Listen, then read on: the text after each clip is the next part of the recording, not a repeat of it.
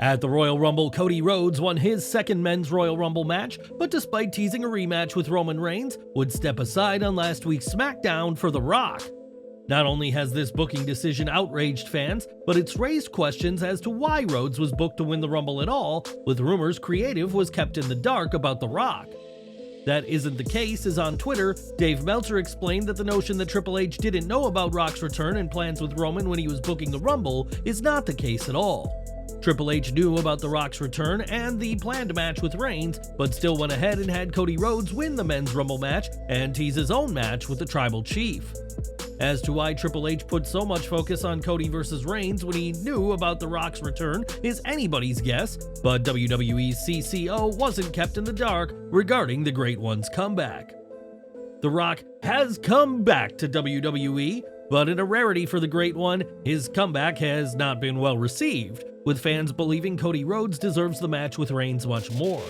The We Want Cody movement and Rocky Sucks chants at this week's Raw made it clear that the people aren't on the Rock's side, and WWE aren't oblivious to this, as PW Insider reports. WWE absolutely took notice of the Cody Rhodes reaction, and there are some who have pushed for the company to lean into it, feeling it'll make Cody a stronger babyface by playing up the fan surge into him. The plan here was never to turn The Rock heel, or to have it come across, even to smart fans, as if he was maliciously taking Rhodes' spot. As several in WWE pointed out, they can adjust the plan week by week to make it make more sense. While there is still plenty of Rock fans, the majority of the WWE universe are behind Cody Rhodes, who has spoken at length about finishing his story and winning the WWE title his father never did. Today, that WWE title is part of the undisputed WWE Universal Championship, and while The Rock has excelled as a heel before, that's not what WWE's been planning for his big return. Whether WWE wanted a heel turn or not, the fans made their views clear on this week's Raw from St. Louis, with even Michael Cole acknowledging the Rocky Sucks chant, asking if it was 1996 again. According to WrestleVotes, those in WWE took many people working at Raw by surprise, and while WWE leaned into this chant, it was not expected going into the show. Some fans noticed how the crowd felt incredibly muted during the main event of Raw, which saw Cody Rhodes square off against Shinsuke Nakamura, and there's a reason things were so quiet. As revealed by footage making rounds online, it was revealed that WWE suppressed negative fan reaction to The Rock, as the fans were loudly chanting "Rocky Sucks" during the bout. Speaking of the main event, Rhodes took to Instagram after the show to share that he required 3 stitches after his bull rope match, which will likely only ingratiate him more with the WWE Universe. The Rock didn't appear in person during this week's Raw, but he'll have to appear in front of the WWE Universe eventually, and it'll be interesting to see how he deals with this backlash then. There's arguably nobody in WWE today more popular than Cody Rhodes, and after Raw went off the air, the American Nightmare addressed the We Want Cody movement. Before that though, Sami Zayn cut a promo on Cody saying it didn't matter what he had to say, and the only thing that mattered was what the fans wanted to say, which was, "We want Cody." Rhodes then took the mic to loud chants of those 3 words and said that those backstage were no doubt freaking out because how much blood he'd lost in the main event. Addressing the chants, Rhodes said that ever since he was a little boy he's loved pro wrestling, and said that for the fans to want him like this is special because he's always wanted them. Cody, in his own words, was an emotional mess by the end of the promo, but his comments will have only added more support to the We Want Cody movement after Raw went off the air. As we mentioned, the response from the fans towards The Rock on Raw took many by surprise, and it's easy to see why, as until this month, the Great One has been beloved by the fans. One person who wasn't shocked, however, was Cody Rhodes himself, who according to Fightful Select had an inclination that fans' reaction to The Rock's return wouldn't be what WWE desired. Rhodes reportedly expressed to WWE before the infamous segment on last week's SmackDown that he thought the fans wouldn't react as WWE had hoped, but he agreed to go ahead with the plan. Rhodes was said to have been in a somber mood after the segment, and didn't look all too thrilled during an on-screen embrace with The Rock, which has since been edited out. Sources told Fightful that the decision to go with The Rock over Rhodes goes all the way up to Endeavor heads Ari Emanuel and Mark Shapiro, and was even above the likes of Nick Khan and Triple H. Endeavor are happy to have The Rock back, but the booking of the Brahma Bull has infuriated fans, and we'll have to see if Endeavor and TKO listen to what the WWE Universe are saying. If you've been on any WWE affiliated social media profiles over the past 4 days, you'll have seen plenty of pro-Cody messages and plenty disparaging The Rock for taking Rhodes' spot. NXT GM Ava recently spoke about receiving death threats and made it seem like they were in connection to her father's return, and now the young superstar has had to take drastic action. Now Ava has deactivated her Twitter account, and when you search for her profile, it simply states that this account no longer exists. While fans may be angry at The Rock's return, sending death threats is clearly a step too far, and we hope these fans reflect on their behavior that has driven Ava off of social media.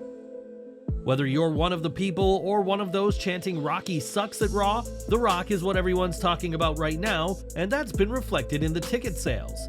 As Dave Meltzer pointed out on Wrestling Observer Radio, this week's Raw had 7,600 tickets distributed a few days prior to the show, but that number jumped following The Rock's return. By the time that the doors opened, over 10,000 fans had acquired tickets, and Meltzer said that moving 2,400 tickets in the last few days before a show is something that simply never happens.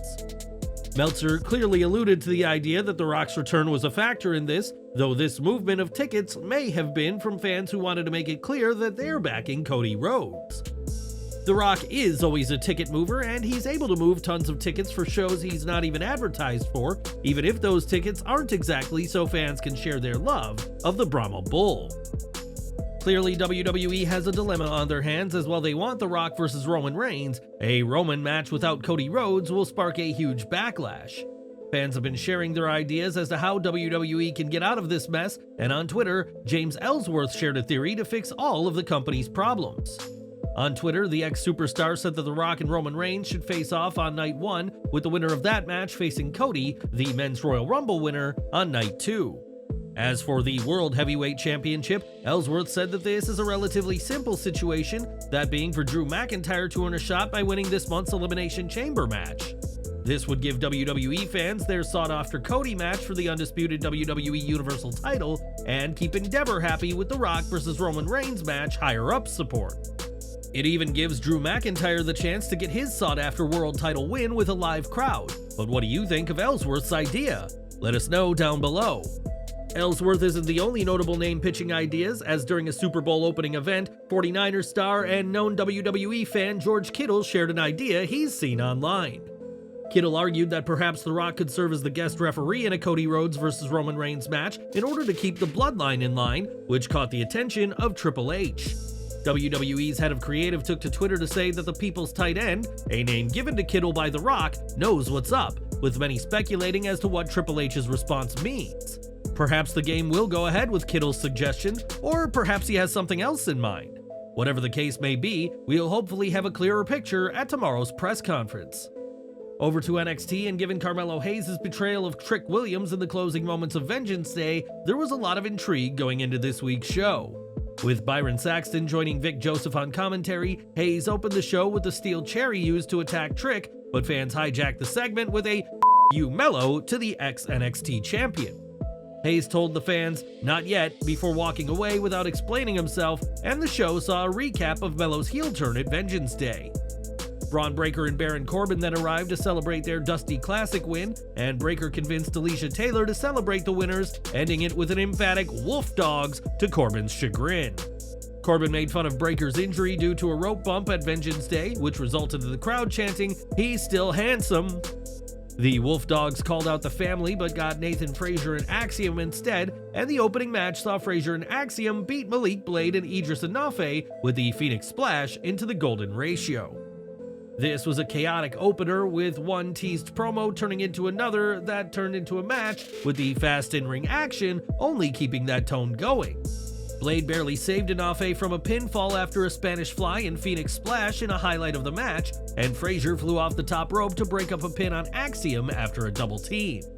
Post-match, the family arrived and accepted the challenge of the Wolf Dogs with an NXT Tag Title match set for next week.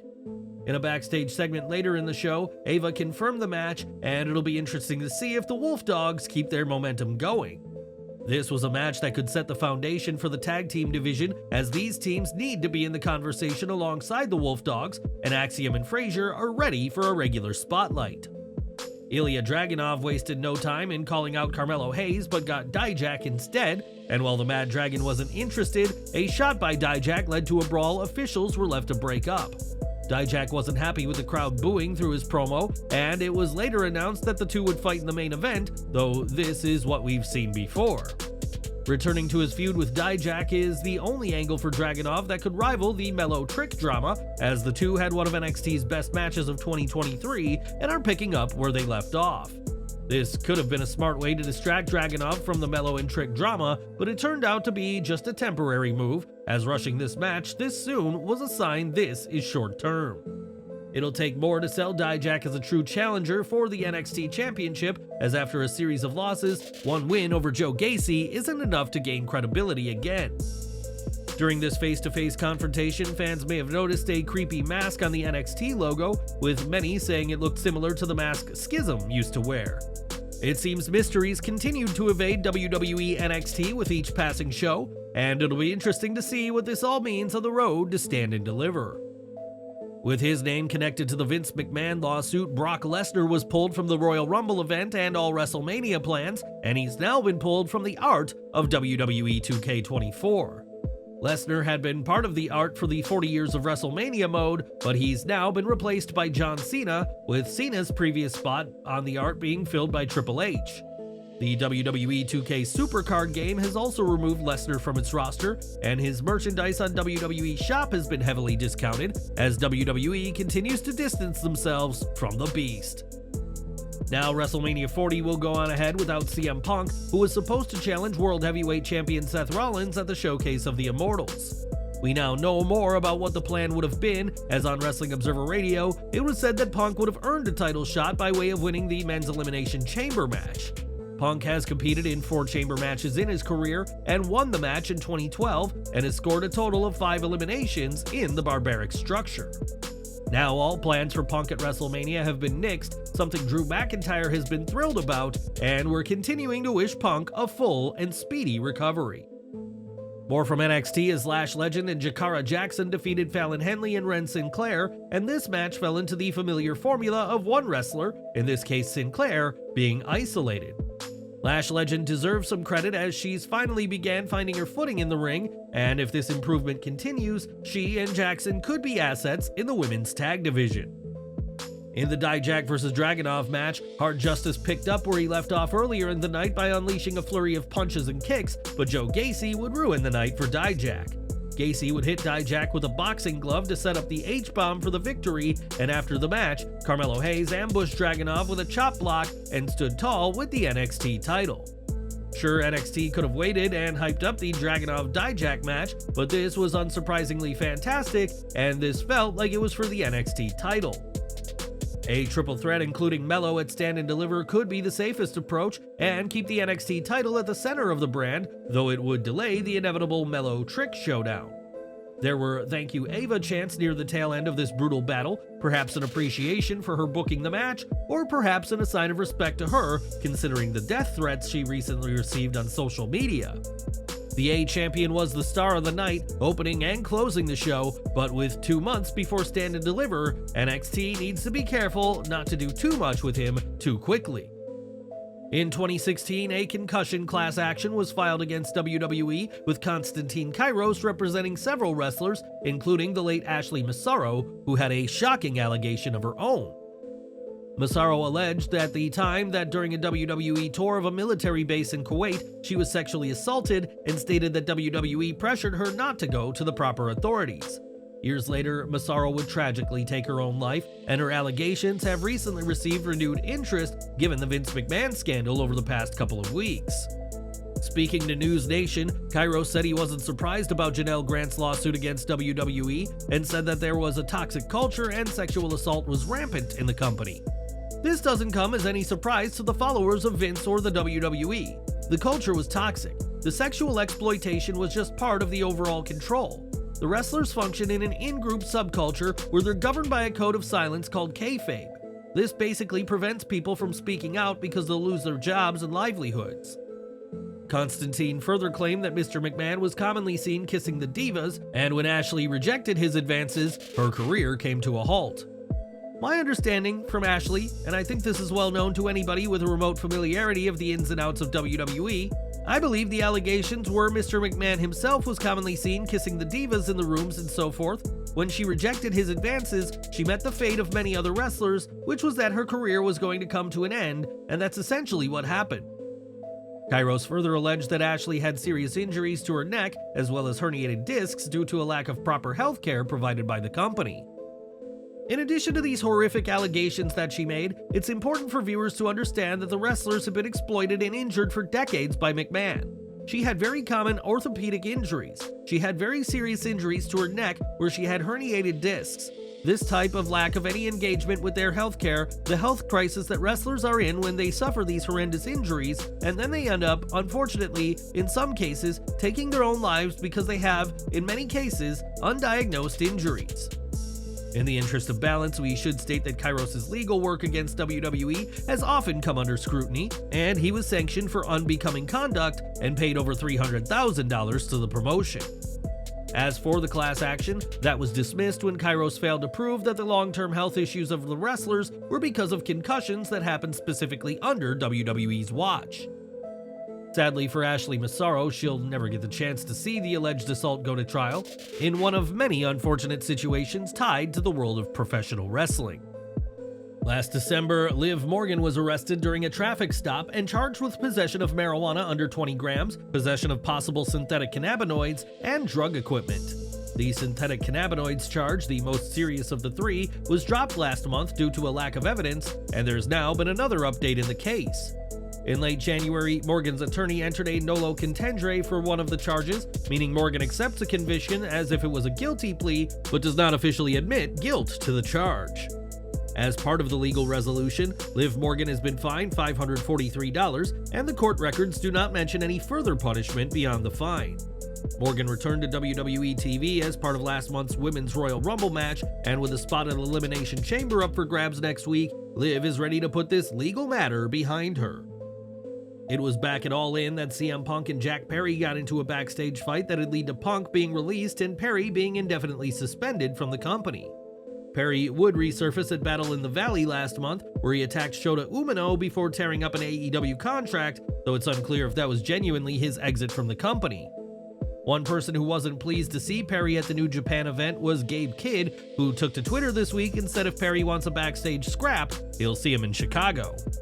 Kidd went even further on the Little Rat, adding that Perry can't get booked by Tony Khan, which is why he showed up in New Japan and declared, "We don't want you, you little f***." It'll be interesting to see if Perry responds to Kidd's challenge, as the scrap with Punk at Wembley may not be the last backstage fight for the former Jungle Boy.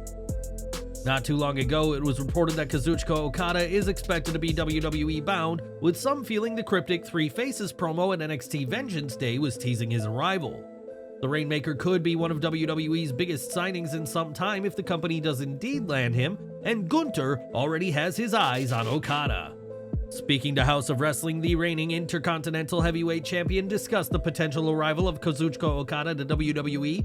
He said, "I think Okada is fantastic. I always loved Japanese wrestling. When I grew up in professional wrestling, understanding everything, I always enjoyed Japanese wrestling the most. I was more of an All Japan guy than a New Japan guy, to be honest, but yeah, he's one of the best in the world, and if he joins WWE, he's very welcome to, and I think he finds great competition here." While many feel Okada will end up in WWE, a deal has yet to be confirmed publicly, and he has ties with AEW, including working at the Forbidden Door crossover events. With that said, WWE is the current frontrunner, and we may be seeing Okada share the ring with Gunther when the time is right, if a deal can be reached. Shortly before NXT Vengeance Day, Booker T announced that a medical procedure would cause him to miss the show, and he'll also miss the following weeks of NXT TV as a commentator. While speaking on his Hall of Fame podcast, Booker T provided an update on his condition following his procedure and was grateful for the support and well wishes of the fans. Booker added that he's going to take a couple of weeks off, but will be back live soon enough, but for now, he's enjoying having some time off to relax. Booker T disclosed that he'd undergone the procedure, but chose to keep the details private. Despite feeling good, he acknowledged being sore and expressed disappointment at missing Vengeance Day. We can only imagine what Booker would have made to the closing moments of NXT Vengeance Day, and we're continuing to wish the two-time Hall of Famer a speedy recovery. Lexis King got a win over Riley Osborne in what felt like a nothing match, and given King's 2-month issues with Chase U, the two got 4 minutes and never left first gear. After previously saying not yet, Carmelo Hayes decided the time was right and explained his betrayal of Trick Williams with a single spotlight on the back of the former NXT champion. Hayes said that Trick was always the hype man, never the front man, and he believed too much in the fan hype, and the heat of the crowd didn't ease up, raining boos whenever Melo spoke. This, alongside a strong promo from Melo, who admitted to attacking Trick in October, created a powerful moment on the back of an unforgettable turn and showed who Melo will be as a heel. Hayes pulled the classic move of playing Trick's music only to tell fans he was in the hospital with Booker T, a move fans always fall for. This segment ran a little long and some lines were WWE cliches, but it was still a highlight, and it may be difficult to keep these two from coming to blows. In a heated match, Roxanne Perez defeated Lola Vice, and this was a much-needed victory for the Prodigy that could put her back in Lyra Valkyria's crosshairs sooner rather than later.